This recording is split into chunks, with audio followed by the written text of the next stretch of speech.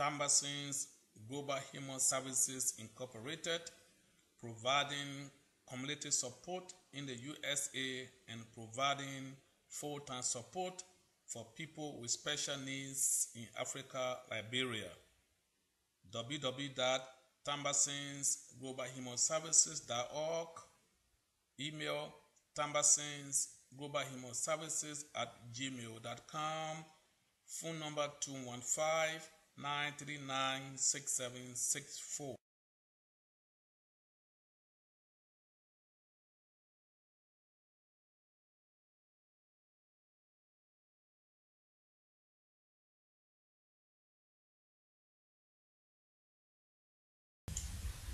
Hello, my name is Moses Tambasin. I want to introduce to you my family charity. And this is family charity because I believe that everywhere you go on earth, you find a family. I believe that families are able, have the ability to help humanity to make this earth to be a better place for all of us to live until God calls us. Life is not lived well if that life is only lived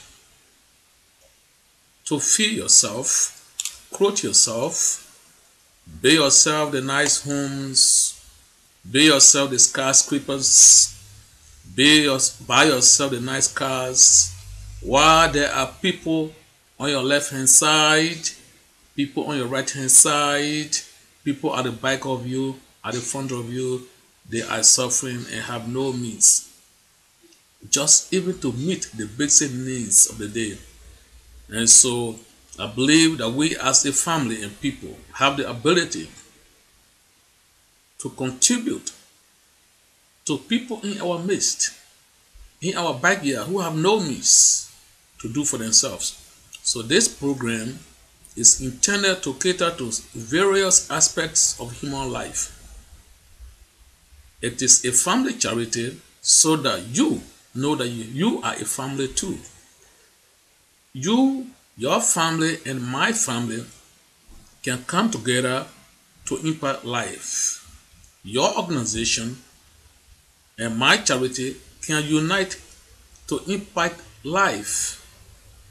We partner with churches, organizations, other religious organizations, individuals, institutions, government, whosoever believe that these goals you are about to see if you visit our website, these programs that we are talking about, if it makes sense to you, then please join us.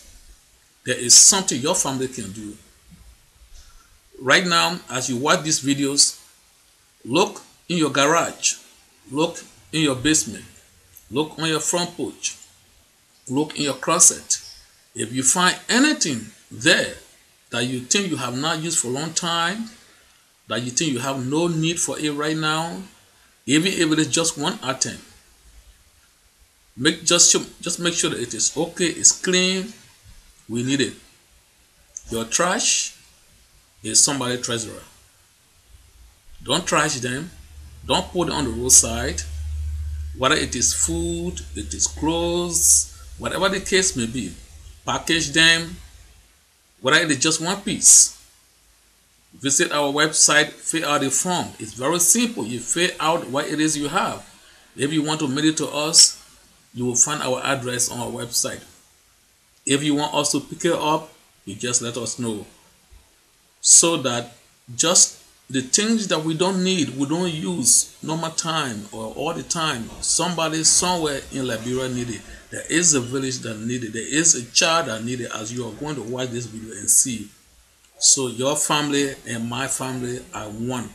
There is no excuse as to why we as family cannot be able to help other people's family. This is why I said this is a family charity. This is a family non-profit. It is your family non-profit. It is your family charity. It is my charity. It is your charity. So it's intended to take away the excuse that we have to be a large group of people. We must be big organization. No, I'm seeing the potential in you as a family, in you as an individual, in you as a student, in you as a child, as a woman, as a father. There is something in you that you have to contribute to make this world to be a better place. So again, give whatever you can. It's very simple to give. It's used clothes, new clothes, one pair of shoes, children toys. If you're having a birthday party or your wedding anniversary, sacrifice 20% of that and just donate. And we're going to take your materials, whatever you gave, we're going to go and deliver those things under the camera, under the video, giving to whatever target group of people you want your items to be given to them. We are going to give it to them with your name. The Tambasins Global Human Services have come to give you this particular item to help you. We are going to join together to help humanity. If you have something for kids, just put it for kids, girls or boys, school material.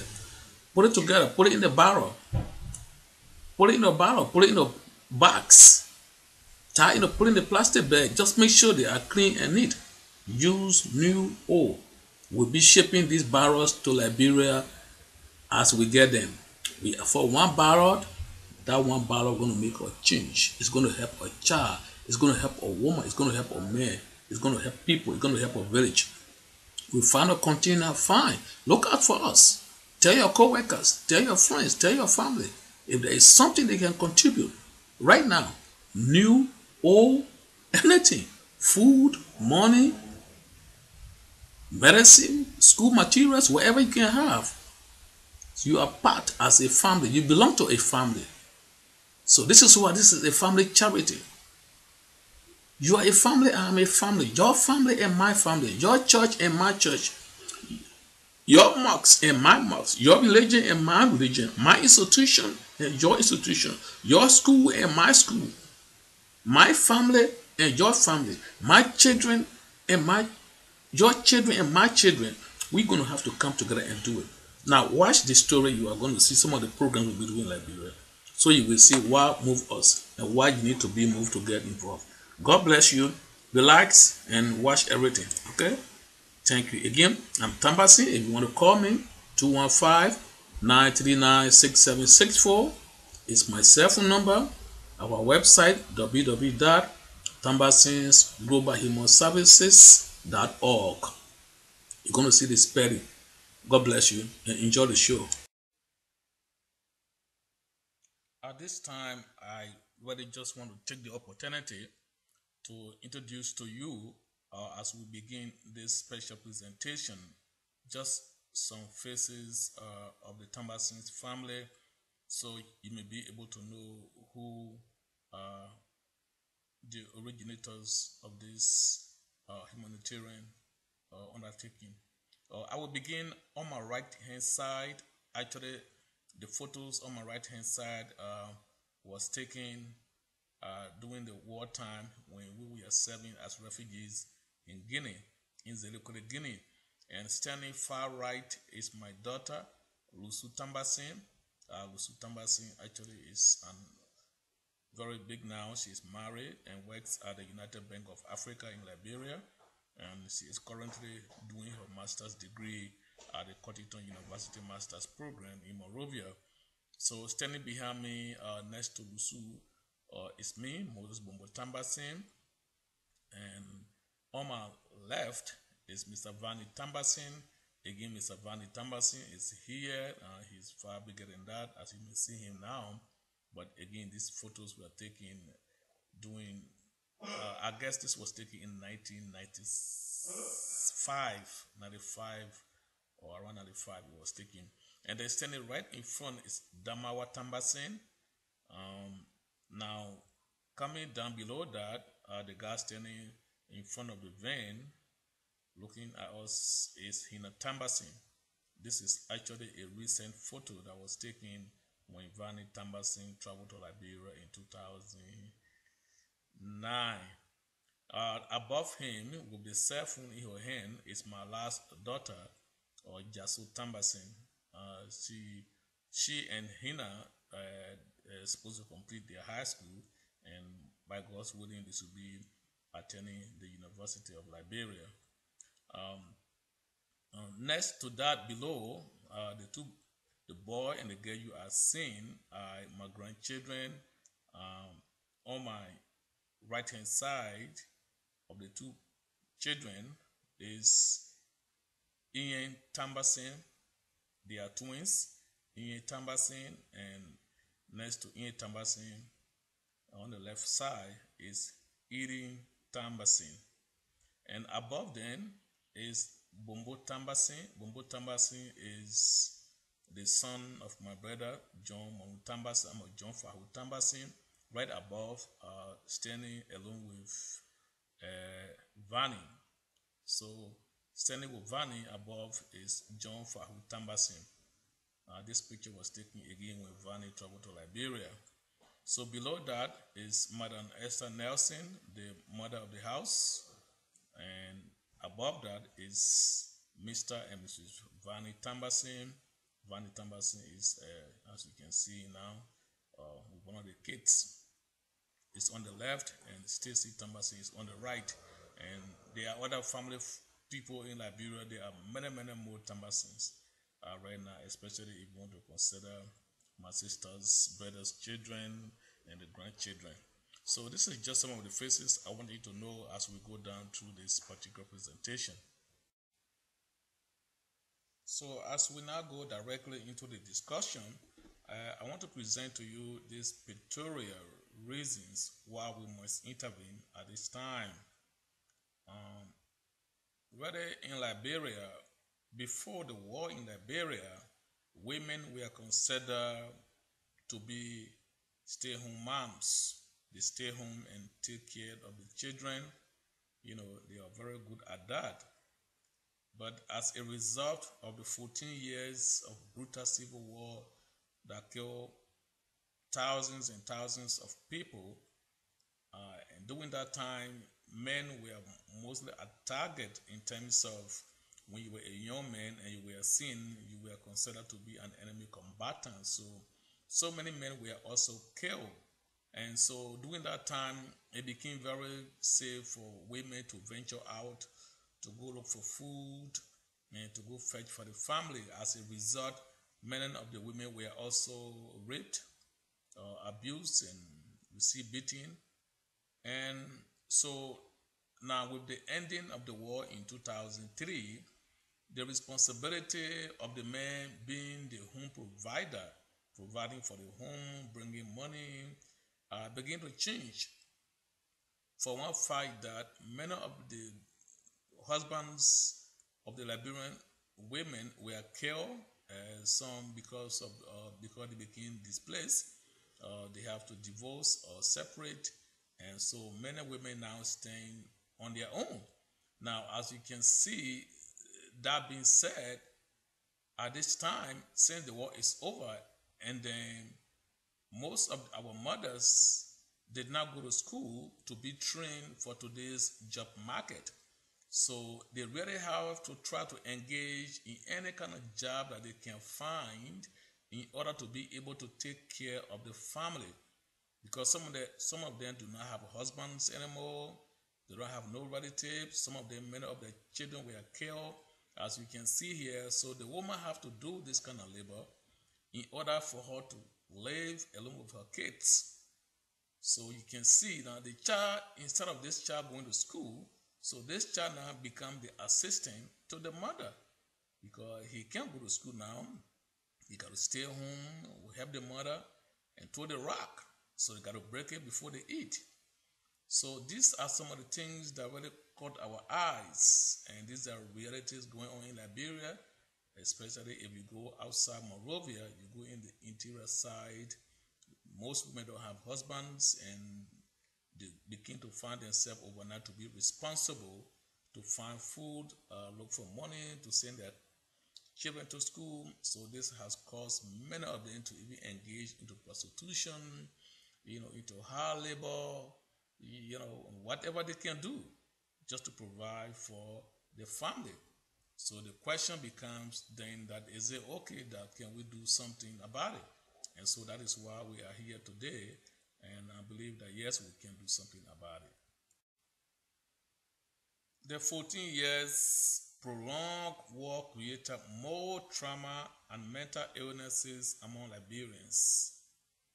Or as you can see in this pictorial illustration, people left their homes going to nowhere. Many died in the bushes. So when the rebels attacked the village, wherever you were at that time, you just have to leave. And so many Liberians are not used to traveling, so many of them did not even know where they were going. So they left their homes, left their houses. Many of them lost their children. Everybody began to go left and right wherever you could find because they were all separated by the sound of the gun.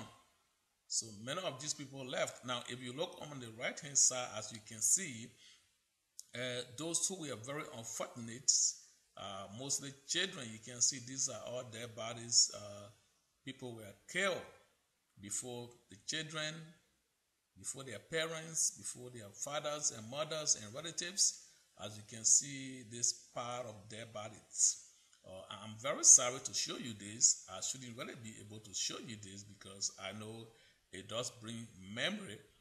But we are trying to give reasons why it is necessary that at all costs that we need to unite and be able to help out just to save the human side. So many children were killed and others were made to look on as seen here in this photo.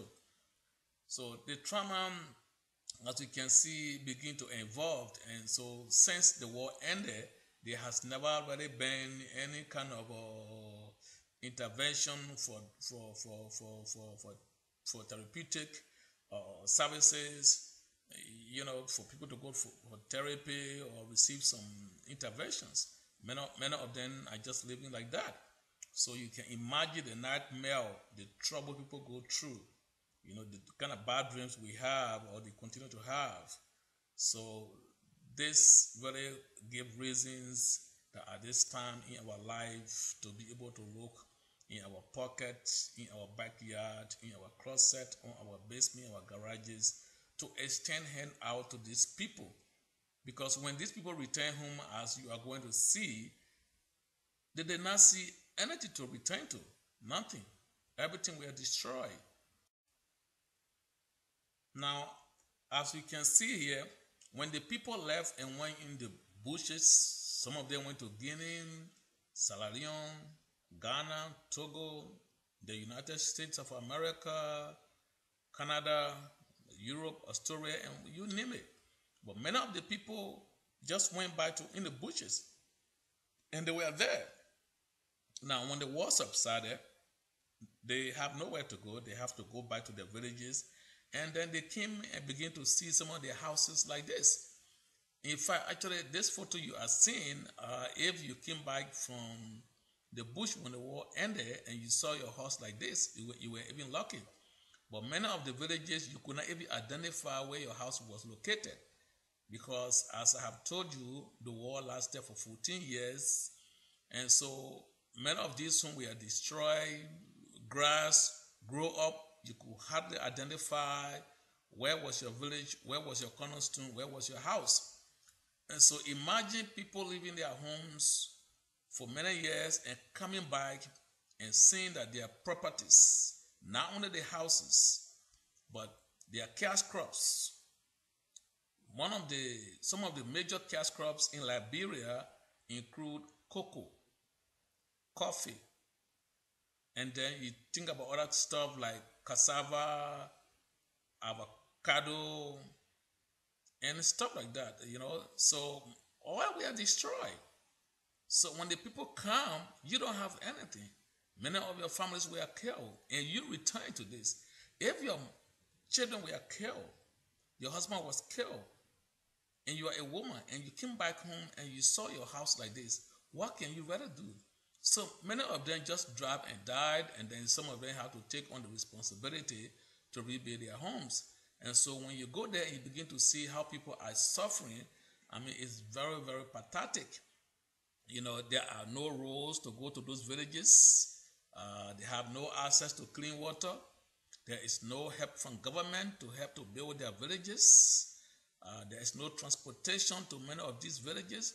And so they have to rely on planting cassava. We call this cassava, what you see on the ground on the left hand, on the right hand side. This is a marketplace. This is how the villagers do the marketing. They don't have no market hall, and they bring it in the nearby village. They can select a special day that they call a market day for this village. And so the all nearby villages bring their material they have for sale and begin to sell it. But the sad story about this is if they are not able to sell whatever you see on the right hand side on the ground, if they are not able to sell it, it's going to remain there and get rotten because they have no storage facility. They have no storage facility of any kind. So you cut it fresh, you bring it in the market, you sell it. If they don't buy it, it loses value. So it means that your labor has gone in vain. And so you can then begin to realize that the labor is so hard and they cannot get the price worth of their materials.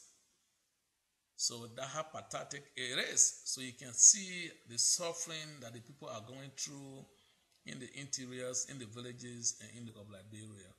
It is very, very pathetic. So you can see. So the effect of the war has a tremendous impact on the life of ordinary Liberians. Many of them came home, begin to realize that everything, I repeat, everything they have worked for in their life were all gone. There is no hope for them. The grandmother on the right hand side, if your children were killed and you came back to your village, nothing you do, you just sit and wait to die. Who are you going to look up to? There is no one there to complain to. There is no one to ask for help. And so many of the guys begin to have this mental disorder. I mean, it begins so intense, became so depressed, they became so hopeless. People become and give up in life. As a result, they become mentally retarded or whatever psychological impact it have on them. As you can see, many of them today in Liberia, they are in the street. They have no place to live. They have no food to eat. They have no clothes to wear. They have no medical attention. They don't. And these people are human beings like you and I as we watch them. They have the same feelings like we have. They were created in the image of God. They want a better life for themselves. They want a better life for their children. They hope to buy a new car. They want to build a bigger house. They want to be proud. They want to have fun, but they cannot. They cannot withstand the trauma, the trouble, the frustration, the atrocities that they have gone through. And so, what can we do? Just leave these people? Or is it necessary that we can come to their aid? Can we provide this gentleman, this grandmother, can we provide clothing for her? Can we provide clothing for the brother? Do you, looking in your closet, looking on your basement, looking in your backyard, looking among your clothes, the food that you have, can you sacrifice? Can we put together? Can we ship a container of clothes, shoes, food, medication, and be able to distribute to the people who are homeless, people, to the grandmothers, to the disabled in Liberia? Can we do that?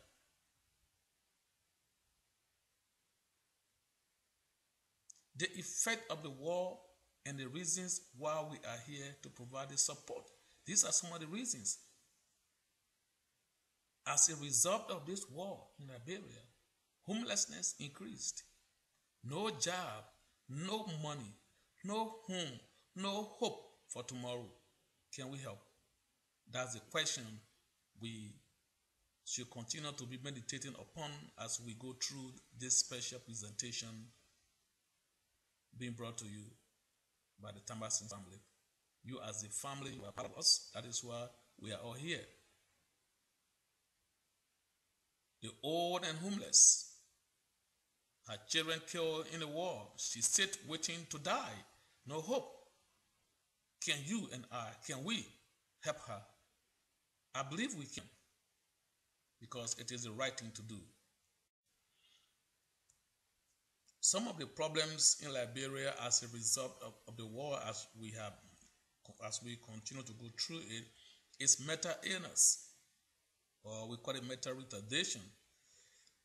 In Liberia, people with mental illness or mental retardation, they are commonly called crazy people.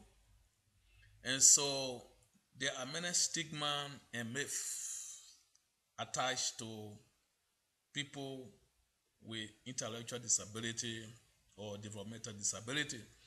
Many of them, as a culture, tend to believe that if you have a family that have mental issues or is mentally retarded, it means that either maybe they were able to create, or they were involved into witchcraft, or is a bad luck in the family, or it is the behavior of the parents maybe that caused the child to be like that. And so many people see it as a curse unto the family. And so also coupled with extreme poverty, they are not able to provide any support system for people with mental retardation, as you can see right here in this photo. So many of them, they are tired, they poaching on them. So many of them, they are left behind the house because it's considered as being shame unto the family. So I remember when I was a child, there was one of a lady with mental problems. She used to live in our village called Garinga, and they used to call her Kopo Moego. I was very young, and so this lady used to come in the village. She would sit outside, take things from the trash on the dump site and eat, and so today I'm grown up now, and so in Liberia I did not see any kind of services for people with mental retardation, like complete services, where they're able to take them in and shower them and give them clothes and dress them and give them bedroom to sleep in. I did not see that, and I don't think that these things are typical in any village in Liberia. So typically, people with mental retardation, as you can see, are treated in this way. They have no right, they are abused, they are neglected, they have no support system. And so the question is, now with the couple of the civil war that have now actually increased the number of people with mental illness, can we then be able to find something? Can we help this boy? Can we educate the people? This is a real problem. So some of the things that we are here today discussing and trying to do is, number one, because of the stigma, because of the understanding that people with mental retardation have some fault of their own, or the parents of the person with mental retardation contribute to the child being born this way. So we're going to have to educate. First of all, we have to advocate for them that these people are human beings like us. They were created in the image of God. They did not ask God to be born this way. And so they are human beings. So we're going to have to advocate on their behalf. So it's very important to educate, to advocate on their behalf. We have to do that. So the next thing we're going to have to do is to educate the general public about who these people are, so that they can be able to accept them, so that they cannot reject them, so they can see that the situation of people with mental retardation in Liberia is not just in Liberia, or it is not a curse unto the family, it is not a disease like infectious disease, that they need to begin to recognize, respect, and support these people. We have to educate the general public. This is one of the very important aspects and functions of the Tambasins Global Human Services, recognizing that people with mental retardation in Liberia, they need advocates, and then we need to educate the general public about their condition so that the neglect, the abuses, and the mistreatment can stop, so we can be able to find home for them. We want to be able to build homes, build houses, employ people, build health centers for them, have entertainment center, so we can be able to hire people, train people how to work with people with mental retardation. Our goal right now, we are thinking about buying like 5 acres of land, if God can lead us to get the funding that we need and be able to build a place for them so that they can be treated like human beings. They can be fed, dress up, and go in the community. But the first thing we're going to have to do is we want to immediately begin providing feeding for them, having a feeding center in Liberia, in many communities, to find them clothes, find some people to work with them immediately, be able to take them to hospitals immediately. If we can, as our income increases, as we get volunteers, as you begin to spread the news with your family, with your co-workers, and to be able to look out for wheelchair for some of them who are not able to stand up to walk straight, we're going to have to advocate. This is a job, and the question is, can we help? Is there anything, as you listen and watching this particular presentation, is there something that you can do about it? Do you have anything in your closet? Do you know somebody who may be able to look at this gentleman? Is there anything that you think you can do for them right now? Whether it's clothes, it's food, it's education, it's just money to buy soap for them, anything else. And the question here, I believe, is yes. So we don't have to break our banks, but we can definitely be able to help, and this is the reason why we are here.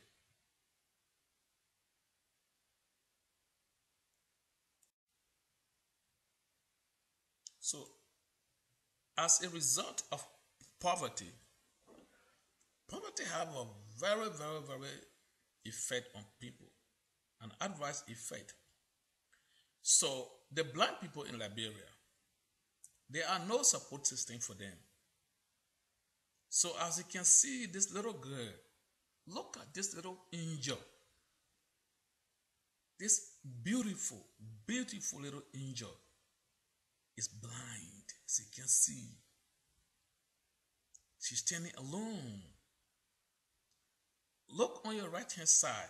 Look at this father. Look at him, this little boy. He is now serving as the guard dog. He is taking the place of the guard dog because the father is blind, but he has no support system, so he has to get in the street and beg for food and beg for money so they can be able to go home and eat. If he cannot get out every day and beg, he is not going to eat. He is not going to take shower. He is not going to be able to go to the hospital when he is sick. He will not have a house to sleep in. There is nothing he will do. There is no support system in there. And so you and I, having eyes to see, who don't need somebody to use to lead us to places, is there something that we can do? This beautiful, young, blind child Her parents are poor. They can't help her. He is blind and poor. He has no support. He uses a relative child as guard dog or king. For God's sake, my sisters and brothers, can we help? This is why we are here, to meditate, to look into our hearts and say, is there something that we can do? Can we definitely help these people? Can you reach out to your church? Can you reach out to your organization? Can you reach out to your workplace? Can you reach out to your friends? Can you do a fundraising for them? Can we ship food, clothing, medication for them? Can we distribute? Can you identify yourself with the Tambasin family? Can your family and our family undertake this life-saving support system for the blind or people with developmental disabilities, people with special needs in Liberia? And I know and I believe that my answer is yes, we can. We can do it. And that is why we are here today. One of the difficult problems that sometimes some of us, that it give us a nightmare and making us to even be here today, is when you look over life and you think you have a problem, but if you just look on your left hand side, on your right hand side, you are going to see that you are so blessed. You're going to see that there is a stage where you are right now that others which they could be at that same stage. And this is where we draw our comfort. Can you and I, watching this presentation, your condition, my condition, can we compare it to the condition of this little boy? Can we compare it to the condition of the people of this village? Definitely, the answer is no. We are far better off. Now, does that mean we do not have a problem? No, we do have a problem. We have our own personal problem. But problems are never going to end. In the midst of our problems, in the midst of our situation, God has sent us as ambassadors to cater to people in our communities, to provide basic necessities of life. And I'm sure that you and I are able to provide food for children of this little boy. We are able to help provide medication, food, clothing to the sick kids and the poor parents in Liberia. This is heartbreaking. This is the reality. And whatever you give today, whatever decision you make after this presentation, all of our activities, whatever we do, whatever we give, when we shape these things, there are going to be cameras, videos, follow our distributors, making sure that our people, target people, receive what we are giving, and the videos and pictures will come back, and we are going to be able to watch them and see what our giving, what our support system is doing to impact lives in Liberia. This child has no food. His plate is empty. He looks to God for a miracle. His parents are poor. Can we help, my brothers and sisters? No food, no health center in the villages. More kids die with hunger. Can we help as we meditate? I believe yes, we can. Lack of clothing. Lack of clothing exposes the body to more diseases. Look at the miracle thing. Look at the wonderful things that is happening here. Look on the faces of these kids on the left hand side, in the midst of their calamity, they are joyful. You know, there are sometimes when some situations come in our life and they begin to be situations that we're going to have to learn to live with. And so we refer to that as a new normal. These children have no clothes. They can hardly afford food. They have no hope. They don't depend on anybody. They have no contact with America. They have no contact with people in Monrovia. They have no contact with people in Canada. And so they live there and they become happy because they have to find ways and means to live. Now, can we make them really happy? Look at the brother. He is naked. He is put in prison. No clothes. He is mentally sick. So all the family can do is to put him in the room and lock him up. As you can see, where he's sitting, he used that as a restroom. And he is there. He is abandoned by his family due to extreme poverty. My sisters and brothers, can we help? Can we help these kids? Can we give them clothes? Can we give them food? Can we provide housing for them? Can we provide support system for them? One child, one village at a time. Do you know somebody who we can reach out to? Who can support us? This is why we are here today. So that these human beings, these kids can be able to have a life like your kids, like my kids. And that is the call from God. It is the right thing to do. So let's do it. Can we do it? I believe we can. We can provide food, clothing, shelter, school, books, and supply to these kids. We can do it. You can look. Can you provide food? This is not just for us that live in America. This message is for people living in Liberia. There are people in Liberia who are even doing well than many of us living outside of Liberia. But we need to do the education. There are people in Liberia who have restaurants.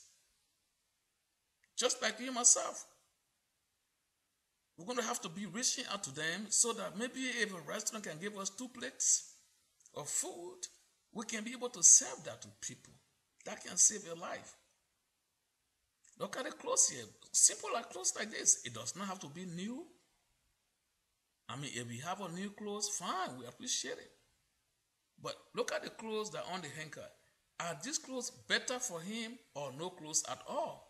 So the answer is these old clothes are better for him than no clothes at all.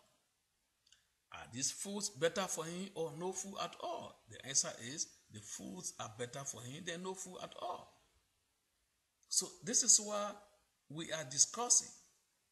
Can we provide clothing and food for the mentally ill in Liberia? Can we do? Can we, watching this very video, can we provide foodwares, clothes, food, and housing for people with special needs in Liberia? As you can see, you don't have to take your new shoes. But the shoes is shoes. They just want something to wear. Look at he is sitting down. He has nothing. So your old stuff are very good for him. He will rejoice to have that. Food. Do you have a basket of food? Do you have canned food? Do you have some clothes? So all that we ask is whatever kind of material you have to give, just make sure that they are clean. You pack them well, whether it is in the basket or in the barrel or in the boxes. Just make sure you wash them clean and determine that what this gentleman can wear. You are seeing this photo. Whatever you have that you think you can give, there are some things that we are not talking about it here, but you know now as you watch these videos, as you see the presentation, you believe you are not thinking your mind, why else can I be able to help this gentleman? Can we provide housing for them? Can we pay their rent? Maybe. Is that something? While at the same time trying to build houses for them, trying to build compound for them. So we begin to meditate these things, and I say, yes, we can. I believe we can help. God have blessed us to some level. As you have heard me say to you, look at the mother and her son. Maybe can we find a vehicle and be able to help people, those who are doing their businesses, but instead of putting them on their head, maybe give them a car to help them on their farm, in their villages? Can we? Can we provide transportation for this family? That could be one of the ways to alleviate, to help her. Or can we find money to pour her into business so that she can leave this rock-breaking business? This is going to kill her. But she can't stop because there is nothing for her to eat. There is nothing for the kids. She is doing that. They are doing that more. They are not trained for the job market. They are poor. They're going to live this way. While you and I are here, is there something that we can do? Can we change her condition? Can we bring smiles to her face and the face of this little girl? Can we take them from the ground to a vehicle, to a home, to a business, to a shop? Can we do that? Can we, watching this particular video or presentation, can we provide some assistance to the blind people in Liberia? Can we provide some assistance to the blind people in Liberia? Let's continue to meditate as we wrap up this particular presentation. What are some of the things that we can do? What are some of the decisions we are going to make today so that our presence can be felt in the life of others in Liberia?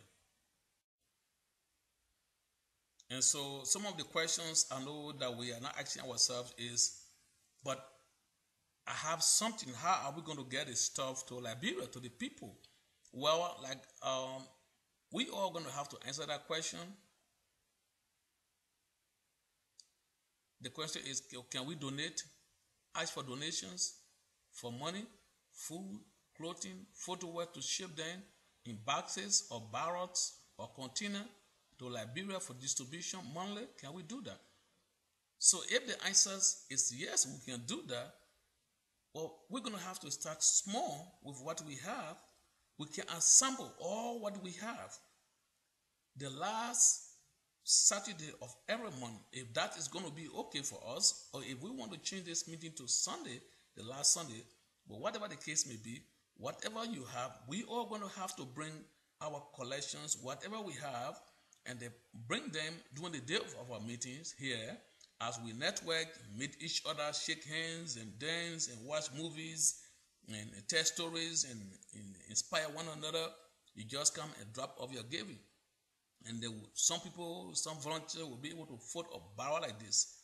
A barrel like this, we can put it in there and then close it up and tie it. So if we can just maybe begin shipping one barrel a month, or 2 a month, or 3 a month, to ship a barrel like this costs around $175, $150 to $175. So you can bring whatever you have, you bring it in the boxes like this, put together and close it up and begin to send it. That's how we start. And then as the news spread, as you tell your friends, as you tell your co-workers, as you tell other organizations, as you speak to your church, as you speak to your mosques, as you speak to your friends, to businesses, other organizations to help us, then we'll be able to ship by container, by ship. But we can do it. Just whatever you have, you bring them. Our meeting day, everybody come, tell your friends. If you don't have the chance to even be in the meeting for a long time, you can just come and drop it off. We'll make sure we write your name, take down your name, your address, what you gave, and when the materials get to Liberia, when we are going to distribute under the camera, we are going to say this particular material was given to the Tambasins Global Human Services by Mary Brown or Joe Paul, so that your name will be called and God will hear that. So you don't have to say, well, I want to help, but I'm not in Liberia. No, you don't have to be in Liberia. This is why the Tambasins Global Human Services is here to serve that gap, to fill that need, to be the transportation, to be the bridge upon which we can reach out to people with special needs in Liberia.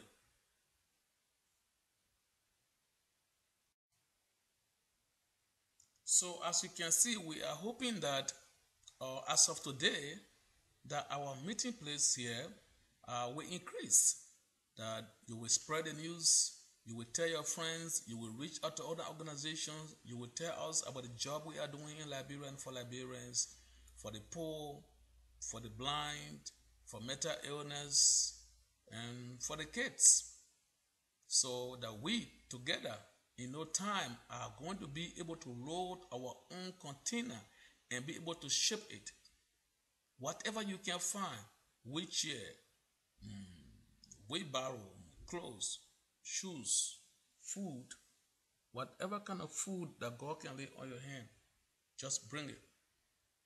So as you can see, finally we'll be able to do some life-saving assistance.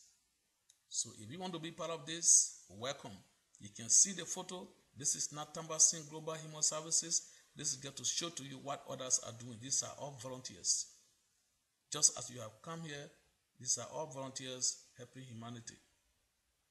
And I believe that you can do that. And I believe you can do it because you have called, you have come here, or you are watching this. The time you have had to watch and listen, I believe that God has created a place. You love to help humanity. Let's do this and we can do it big and better. And these people who don't know us, who we don't know, but God knows them.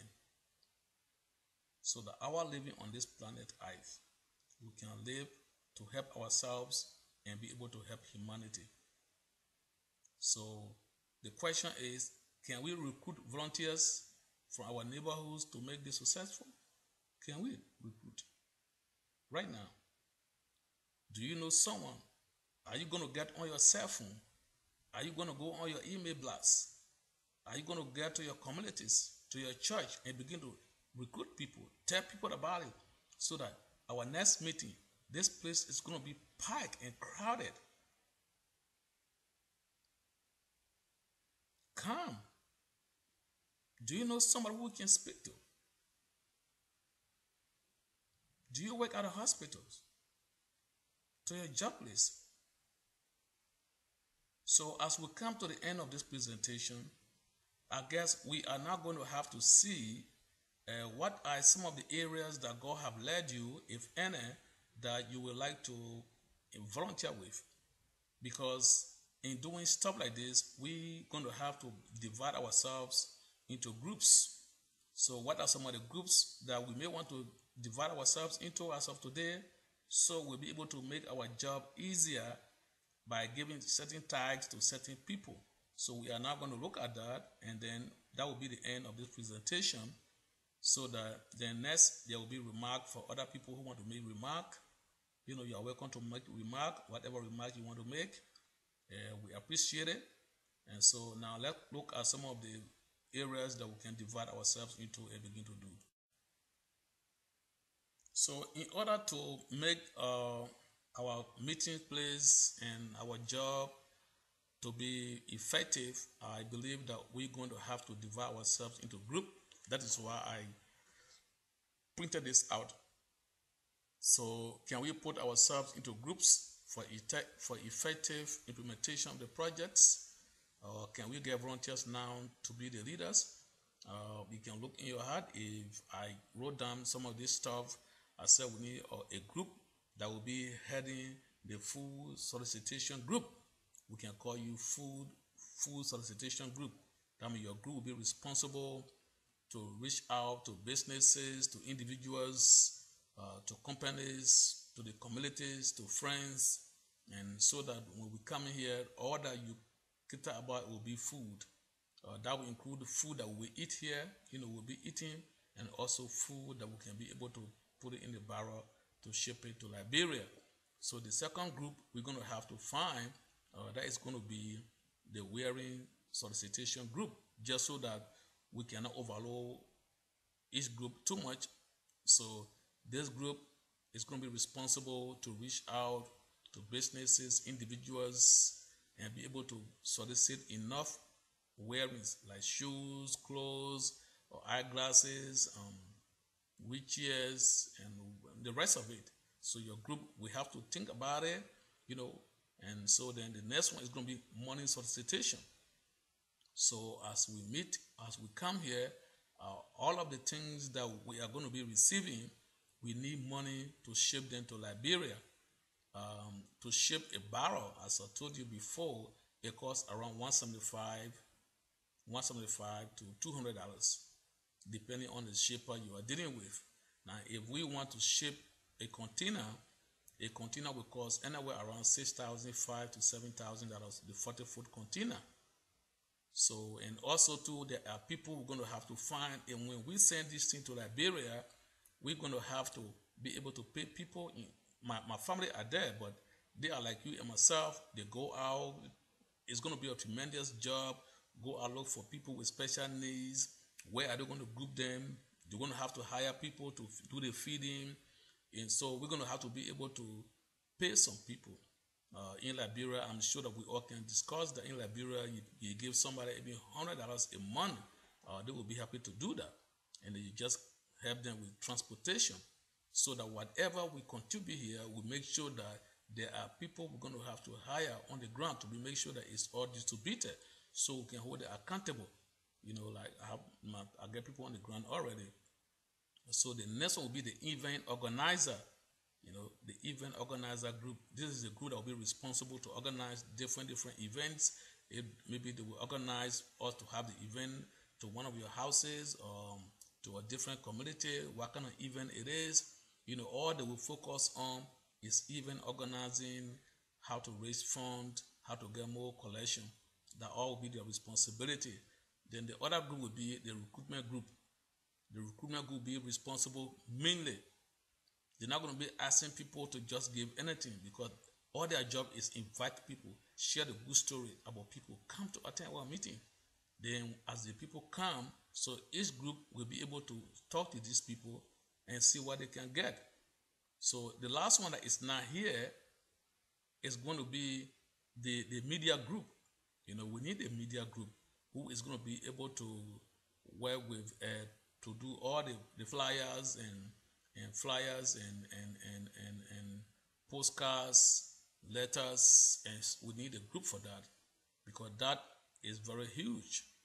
We need a media group that will include media, the press release, radio, TV, newsletters, Facebook, Twitter, LinkedIn, YouTube, Arfica Tube, and the rest of it. So we need that group. So then for each group, we're going to need a leader.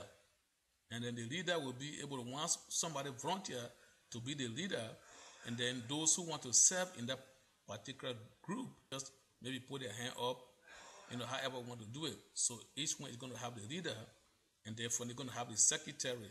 As you know, whatever we do, we need record keeping system. So this is it. I am very happy for you to have sat down patiently and you have listened. This is the goal of Tambasin's Global Human Services, of which we have invited you to talk to you to help us accomplish our mission in Liberia. As you can see, there is room for kids, there is room for everyone. Thank you for coming, and the floor is now open for remarks. If you have anything you want to say, you are welcome, and the floor is now given to you. Thank you very much for coming. Don't forget, our next meeting is going to be July 27th. The last Saturday of every month. The last Saturday of every month is our meeting from 6 p.m. to 8 p.m. Thank you. May God bless you. The floor is now open for remarks.